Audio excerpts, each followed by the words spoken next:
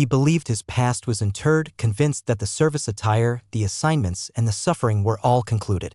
However, one dawn, the 62-year-old former soldier received an anonymous envelope containing only a photograph of a canine companion he presumed was gone indefinitely. A decade. That was the span of time since Thomas had last laid eyes on his devoted canine associate. And presently, the image depicted the dog tearful, tethered, yet living. An initially tranquil morning in the Appalachians unspooled into an odyssey beyond anyone's foresight, an expedition laden with hidden truths, treachery, and a connection so resilient it transcended temporality and quietude. This narrative extends beyond mere rescue. It delves into absolution, fidelity, and an affection between a human and a canine that resisted diminishment. It was a morning characterized by a stillness that seemed more substantial than the coffee mug Thomas Briggs held. A current of Appalachian air filtered through a fractured pane, gently disturbing the old military decorations displayed on the wall. Every medal represented less a symbol of honor and more a mark of past wounds. At the age of 62, Thomas had ceased to expect the unexpected. His faith resided in established patterns, seclusion, and the spectral presences that cohabited with him in his time-worn dwelling nestled within the Tennessee highlands. Then the missive arrived.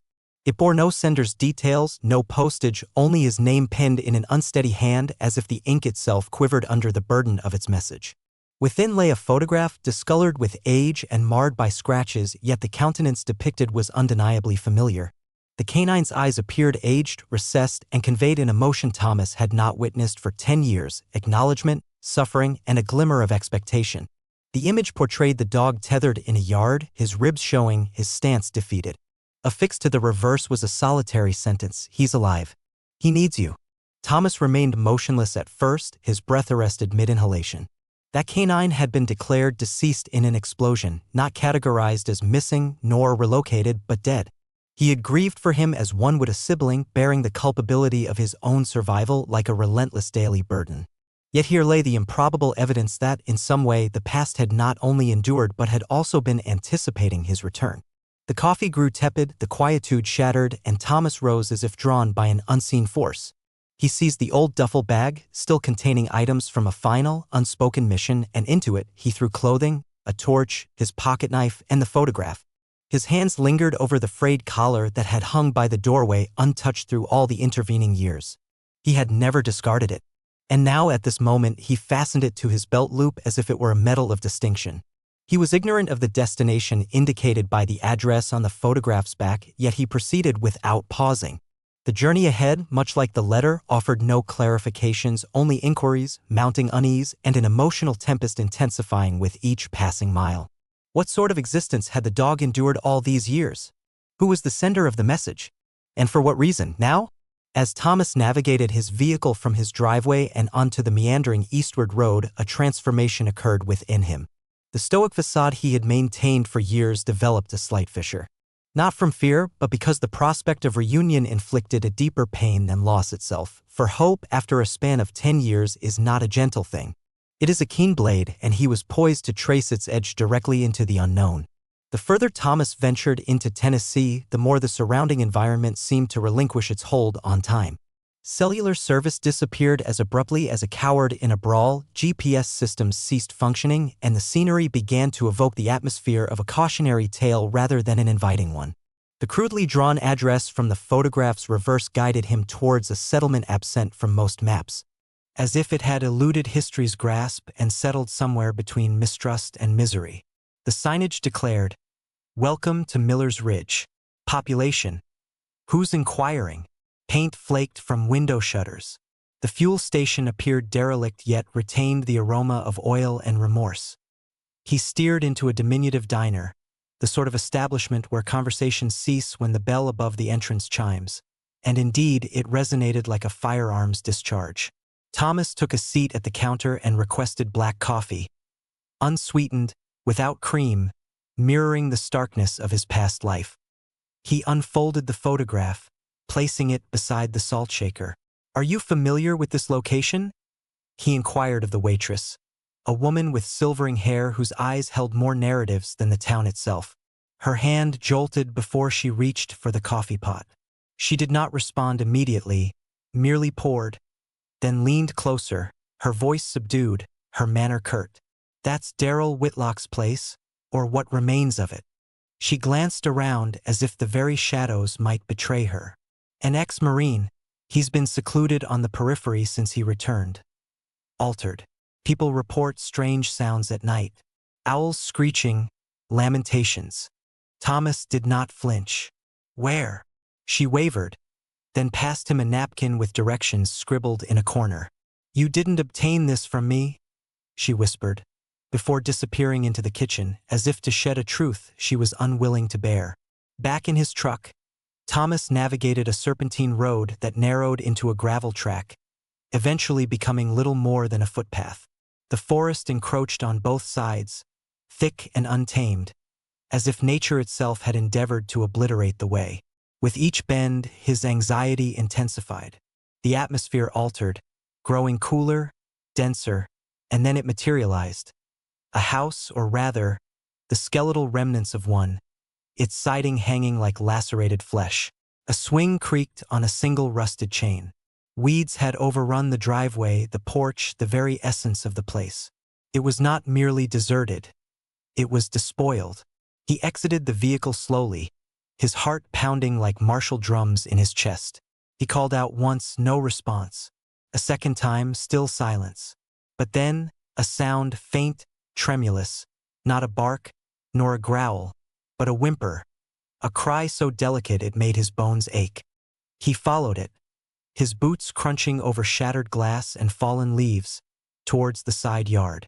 His pulse accelerated. The sound became more distinct, more familiar. He rounded the corner and stood motionless. He had not been ready for the sight that met his eyes. No degree of steely composure, military conditioning, or solitary nights could have fortified Thomas for this encounter. Beyond the dilapidated shed, framed by decaying timber and corroded fencing, was a scene that seemed alien to this world. A dog was tethered to a stake driven so profoundly into the earth it might as well have been a marker for a grave. Its fur was sparse, scarred in ways that conveyed histories more savage than words could ever articulate. Bones protruded against its skin. Its eyes, vacant and hesitant, looked up through the grime and insects and fixed upon Thomas.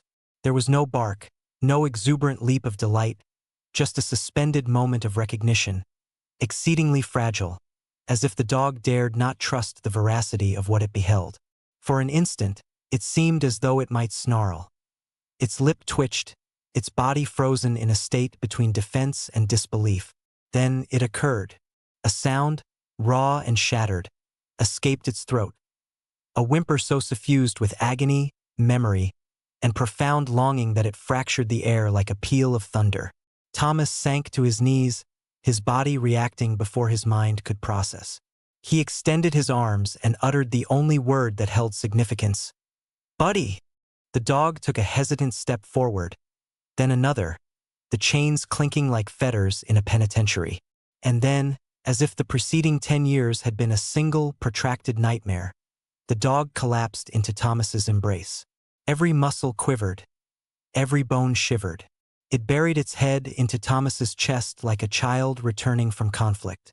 And Thomas, this battle-seasoned man who had not wept in years, held him with both arms, relinquishing every emotional barrier he had ever constructed.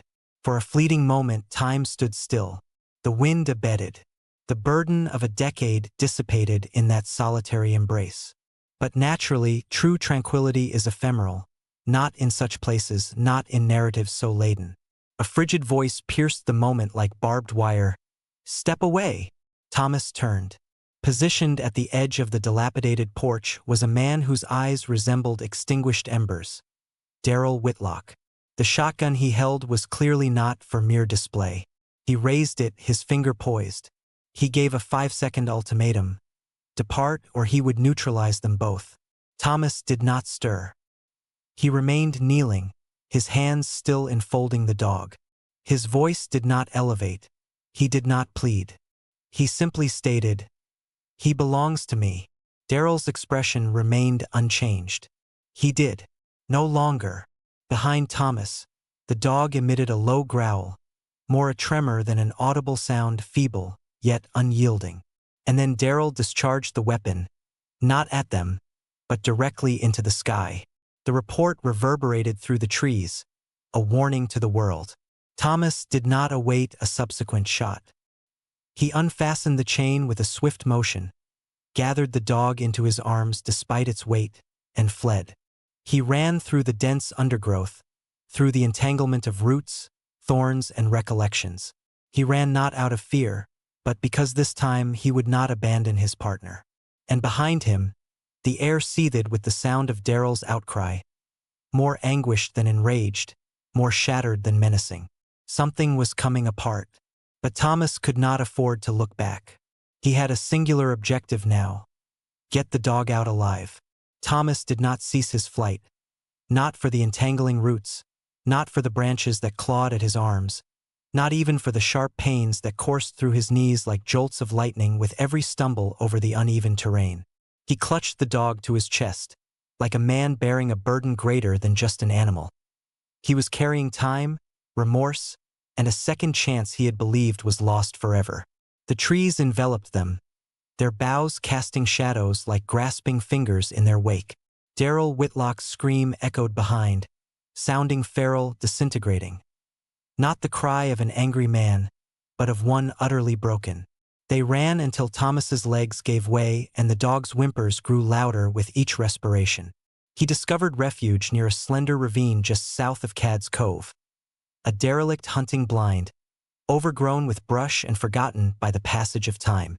It was less a shelter and more a clandestine space shared between the earth and those desperate enough to locate it.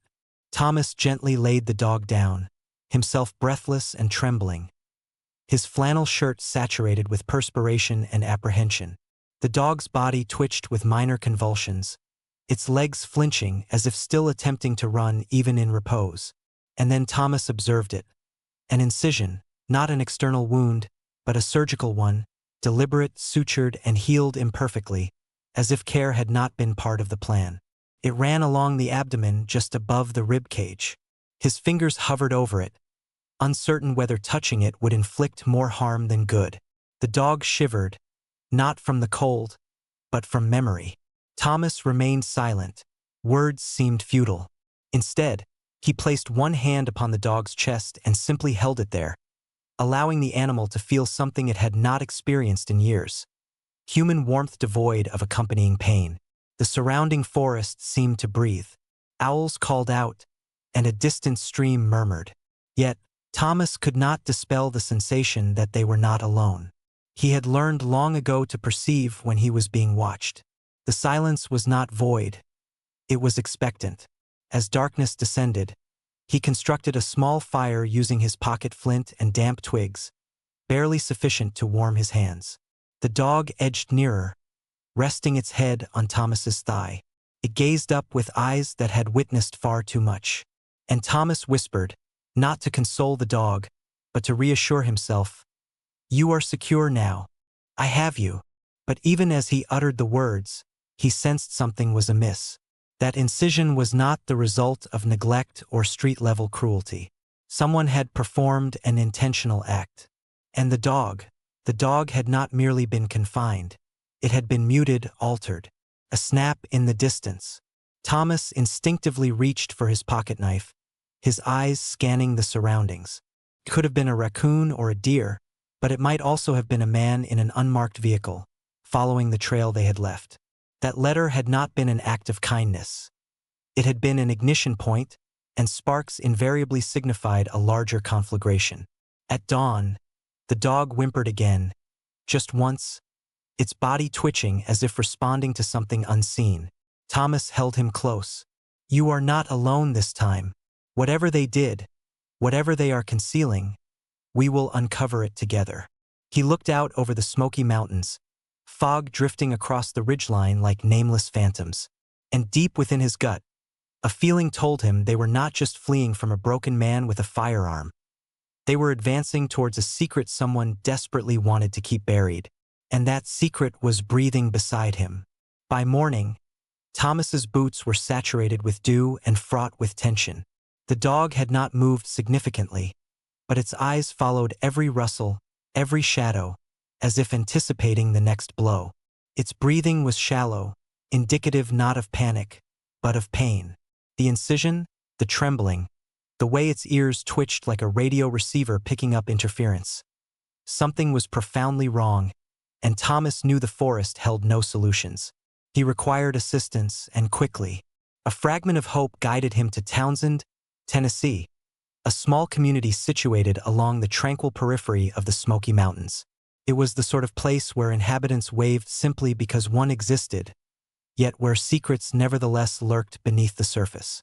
He carried the dog into a local veterinary clinic, distinguished by its cracked windows, a lopsided sign, and the scent of antiseptic that struck like a poignant memory. Dr. Camille Hart was younger than he had anticipated, yet she possessed the weary self-assurance that only those who save lives, one suture at a time, truly acquire. Her eyes widened upon observing the dog's state, but her expression shifted from solicitude to incredulity when she scanned a tattoo concealed beneath the matted fur behind its left ear. It was not a microchip, nor an adoption identifier. It was military. Echo 47, she whispered, tracing the faded ink. Why does this dog bear a DARPA project code? Thomas tensed. That designation did not belong in public circulation. Indeed, it scarcely belonged in official records at all. She vanished into the rear of the clinic, then reappeared with a dusty manila folder retrieved from a drawer labeled inactive. No veterinary practice should have possessed such a file, yet there it was. The cover read, Classified, Subject, Echo 47.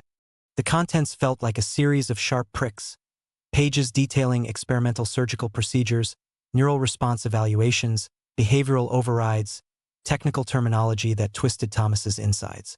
There were diagrams illustrating metallic filaments implanted along the spine, phrases like external response trigger and controlled loyalty markers. It did not resemble training. It resembled programming. Camille appeared visibly shaken. A man arrived years ago, instructed us to keep it in the drawer. He left cash, told us not to ask questions if the dog ever came in. Thomas felt the ground shift beneath him, not physically, but with the kind of displacement that signals a fundamental crack in one's understanding. His dog had not been forgotten. He had been silenced, exploited, modified, and then discarded. And just when matters seemed incapable of worsening, Thomas noticed it. Movement outside the clinic. A black SUV, its windows tinted beyond legal limits, engine running, parked but clearly not unoccupied. Someone had tailed him. He reached for the leash. We need to depart. Camille hesitated, her terror palpable. You will not get far. I must, Thomas asserted, his gaze fixed on the dog. He is not a project. He is mine. As he enveloped the dog in a blanket and moved towards the back exit, Camille pressed something into his hand. A thumb drive. This was in the file. I did not examine it, but it alarmed me sufficiently to create a copy. Thomas nodded once, words failing him. There were none adequate to convey his emotions. He slipped into the alleyway behind the clinic, his heart pounding. The dog curled into his chest. Every step forward now was not merely towards safety. It was towards the truth. And regardless of the cost, he was finished running from it. Thomas did not return to the main highway. He veered off the principal route, penetrating deep into the recesses of the Great Smoky Mountains.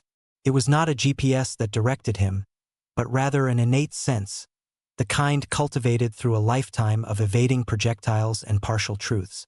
With the dog ensconced in the passenger seat, enveloped in flannel and stillness, he drove beyond the welcoming signs and frequented tourist trails, past the secure areas, past the sites intended for public consumption. He sought the places that people neglected to mention. He arrived at an old ranger outpost just as twilight approached. Half submerged into the hillside, its roof appeared to have been unattended by a repair crew since the Cold War era. Yet Thomas vaguely recalled this location, a brief stop during some training operation years ago, long preceding any of this turmoil. The door groaned open with a forceful push. Inside, dust coated everything like a layer of snow on a battlefield, but it offered refuge with a functioning lock. He gently placed the dog in a corner on some old canvas. The whimpers were softer now, though the tremors in its legs persisted. Thomas wiped its side with a damp cloth, clearing away dried blood and mud. And there it was again, that incision. But now he observed something further. Faint, circular scars arranged in a pattern along the spine, as if something had been attached and subsequently removed. And then the dog twitched, not a typical twitch. Its legs jerked, its eyes opened wide, and it emitted a howl that sounded neither of pain nor fear. It sounded like a memory breaking through the surface. Thomas knelt beside it, one hand on the dog's neck. "You're all right. You're with me." But the dog did not settle. It stared into the void, its body seizing slightly, as if an echo reverberated within its mind, inaudible to anyone else. Thomas stood up. He needed explanations. He searched the cabin. In the rear chamber, beneath a loose floorboard, he discovered something that ought not to have existed. A military crate, locked, though old locks posed little challenge to a man who had spent half his existence breaching more formidable barriers. Inside were files, photographs, data drives, and a letter. One particular photograph brought him to an abrupt halt. His dog, muzzled and secured to a steel gurney, wires extending from its neck down its spine into machines labeled with symbols he could not even decipher. In the image, a man in a laboratory coat stood beside it, his face obscured, yet his posture, arms crossed like a man proud of a dangerous blueprint, was unmistakable. The letter was even more disturbing, handwritten and desperate. "We ventured too far. Echo 47 did not forget. He remembers commands we never issued. He responds to voices no one else perceives. I attempted to terminate it. They erased me instead." Thomas sat in the corner of that room, the letter trembling in his grasp. It was no longer a matter of what had been done, but why. Why had they engineered something so intelligent, so devoted, only to bury it? The answer clawed at his consciousness. Because they had failed, and failure that walks on four legs and remembers your name is perilous. He glanced over at the dog, which had finally stilled again, its head resting on its paws. For a moment, it resembled any other weary shepherd. But Thomas knew better now. Behind those tired eyes lay a storm that had been suppressed for a decade. He whispered, "They didn't just try to break you. They tried to erase you." The dog remained still, but its tail thumped once, a slow, gentle acknowledgement. Thomas leaned against the wall, his gaze fixed on the ceiling. He had commenced this journey with hope, now he possessed a fiery resolve. And in the remnants of all they had perpetrated, one truth endured: he would not permit them to inflict this upon anyone else. Morning was approaching, and with it a day of reckoning. Thomas had confronted enemy barrages, traversed bombed-out landscapes, and lost more comrades than any individual should endure. Yet nothing had readied him for this silent conflict waged in shadows and sealed dossiers. This was not combat, it was corruption. And the theater of operations was not a distant desert, it was America's own territory. He drove to Oak Ridge, Tennessee, a location once spoken of in hushed tones within military circles as the birthplace of the atom and the repository of other secrets. It appeared innocuous enough now: office complexes, nondescript government structures, and quiet thoroughfares where hidden truths went to expire. But Thomas was not seeking closure, he sought confrontation. Within one of the facilities, concealed behind layers of retired use-only signage and dust-laden walls, sat a man Thomas never anticipated encountering again: Colonel Alan Breer. The individual who had once supervised advanced tactical canine units before disappearing behind retirement documents and heavily secured doors. Time had not mellowed him, his eyes remained sharp, but now they held a different emotion of fear. Thomas placed the crate of files on the desk like a judge delivering a verdict.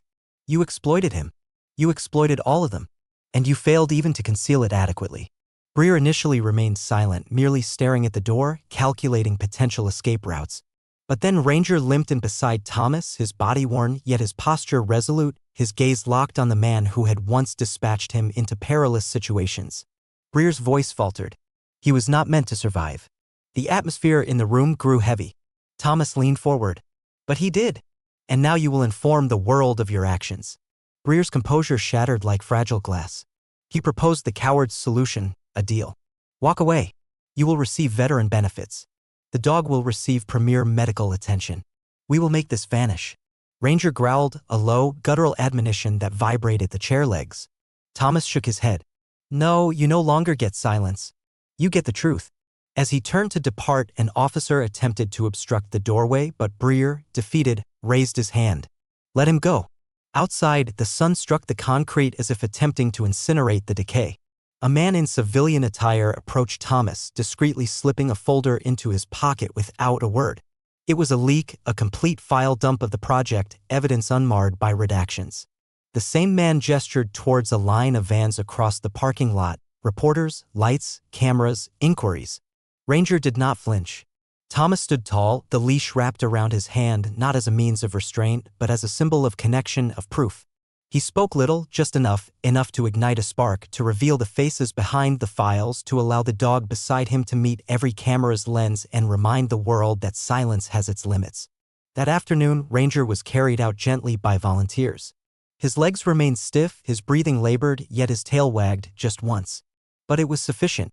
Thomas followed, fully aware that the subsequent events would be neither clean nor effortless, but they would be just.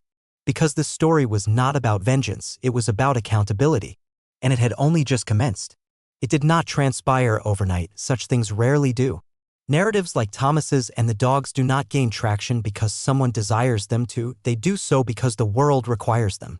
1 month later, a headline pierced through the clamor of social media like a thunderbolt in an arid sky. Veteran reunites with crying K9 after a decade, exposes military cover-up.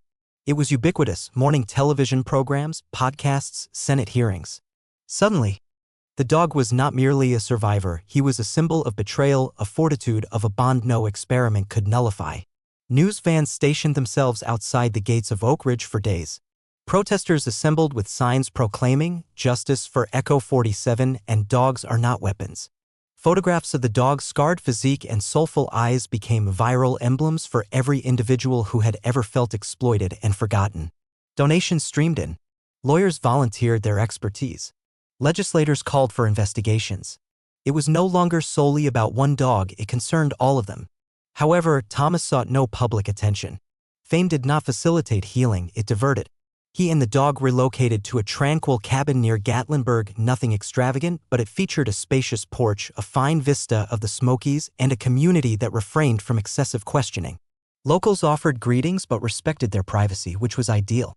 For the first time in a prolonged period, both man and dog could breathe without the apprehension of being overheard.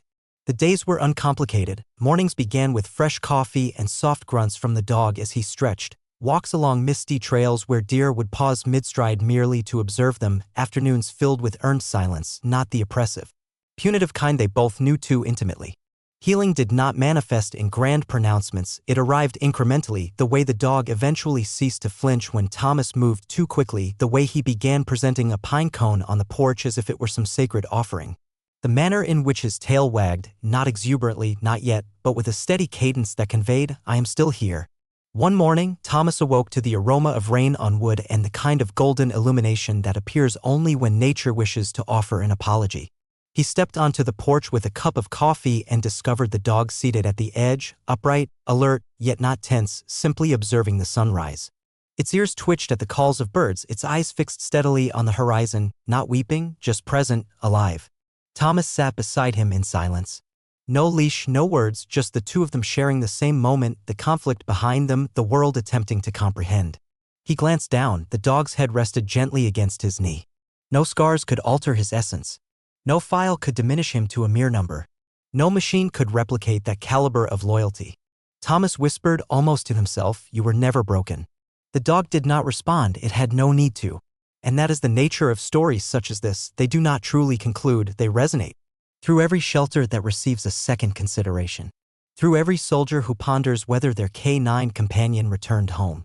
Through every child who learns that sometimes the most courageous act is to wait. Thomas never became a public orator. He did not embark on a book tour. He did not sell the cinematic rights. But that cabin, that porch, it became a site of pilgrimage. Veterans came to sit for a while. Rescue workers came to listen. And sometimes, just sometimes, dogs would approach and sit beside the porch as if they belonged there. And Thomas always made space because once you have traversed fire with someone incapable of speech, you learn to listen more intently to every breath, to every silence, to every story awaiting its telling.